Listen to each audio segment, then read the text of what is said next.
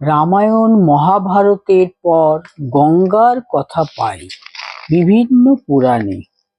দূর অতীতে যেসব গ্রন্থ লেখা হয়েছিল তার মধ্যে বিশেষ এক শ্রেণীর গ্রন্থকে বলা হতো পুরাণ। ছান্দোগ্য উপনিষদে বলা হয়েছে পুরাণ পঞ্চম বেদ। বেদ বা উপনিষদ রচনার বহু পরে এই সব পুরাণ লেখা হয়। সেকালের মানুষ এই পুরাণের মাধ্যমে বিভিন্ন কাহিনীর বর্ণনা করেছেন এবং তখন তা ইতিহাস বলেই গণ্য করা হতো। সাধারণের বিশ্বাস বেদব্যাস 18টি পুরাণ রচনা করেন।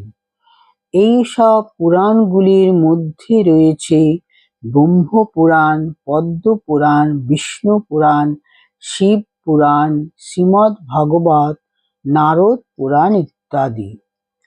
এই সব পুরাণের মধ্য দিয়ে শুধু যে গল্প কাহিনী পাওয়া যায় তাই নয়, এর মধ্যে দিয়ে সেকালের সমাজ জীবন ও ইতিহাসেরও নানান চিত্র পাওয়া যায়।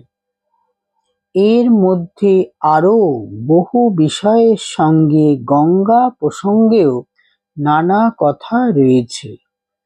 এমন একটি কাহিনী রয়েছে পুরাণে যেখানে গঙ্গাকে বিষ্ণুর দ্রবীভূত রূপ বলা হয়েছে। একদিন দেবর্ষি নারদ স্বর্গের পথ ধরে চলতে চলতে এক উদ্যানে প্রবেশ করতেই কানে এলো সমবেত করুণ আর্তনাদ। আশ্চর্য হলেন নারদ, স্বর্গের এই মনোরম পরিবেশে কারা এমন করে আর্তনাদ করছে। এগিয়ে যেতেই দেখলেন কিছু পুরুষ আর নারী, সকলের শরীর বিকৃত, কেউ কেউ বিকলাঙ্গ, সকলেরই চোখে মুখে যন্ত্রণার চিহ্ন। তাড়াতাড়ি দেবর্ষি নারদ জিজ্ঞাসা করলেন, তোমরা কারা? তোমাদের এই অবস্থা হলো কিভাবে?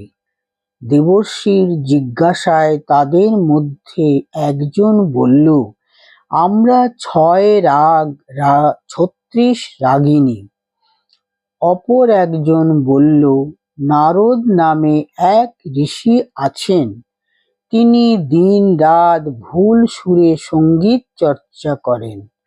তার সেই বিকৃত সুরের যন্ত্রণা আমরা সইতে পারিনি, তাই বিকলাঙ্গ হয়ে প্রতি মুহূর্তে যন্ত্রণা পাচ্ছি। বিস্ময়ে হতবাক নারদ এতদিন ভেবে এসেছেন তিনি বিশ্বের শ্রেষ্ঠ সঙ্গীতজ্ঞ, আর আজ শুনছেন সঙ্গীতের শুদ্ধ সুরটুকুও তিনি জানেন না।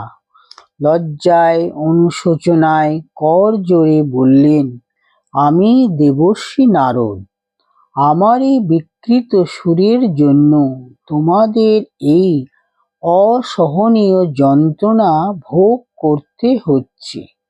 বলো, কি করলে তোমরা মুক্তি পাবে?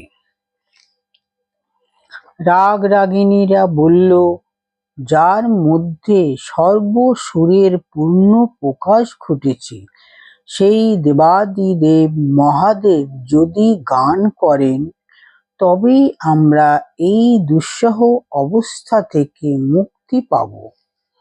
নারদ বললেন, আমি এখনই মহাদেবের কাছে গিয়ে তোমাদের মুক্তির জন্য প্রার্থনা করব।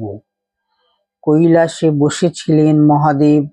নারদ গিয়ে করজোড়ে তার কাছে প্রার্থনা করতেই মহাদেব বললেন, আমি গান গাইব, তবে আমার সেই সঙ্গীত শোনার জন্য তুমি ব্রহ্মা ও বিষ্ণুকে সংবাদ দাও, একমাত্র তারাই আমার সঙ্গীতের যথার্থ বোদ্ধা।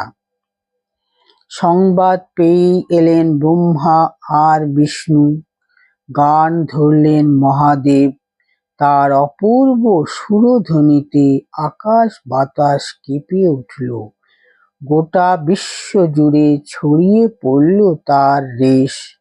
সুস্থ হয়ে উঠল রাগ রাগিনীরা।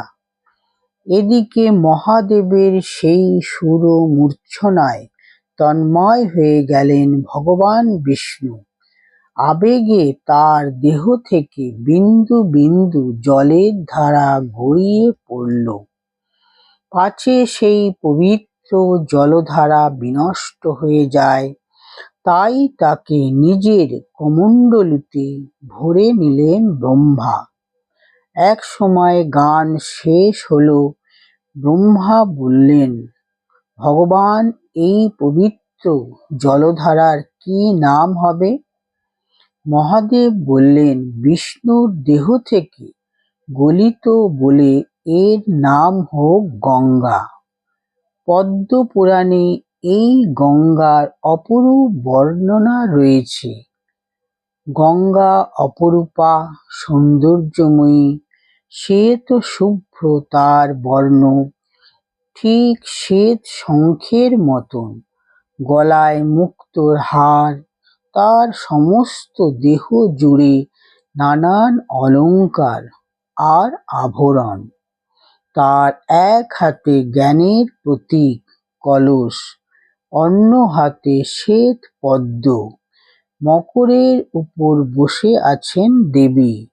তিনি সুদেহী, সুপ্রসন্না, করুণাময়ী।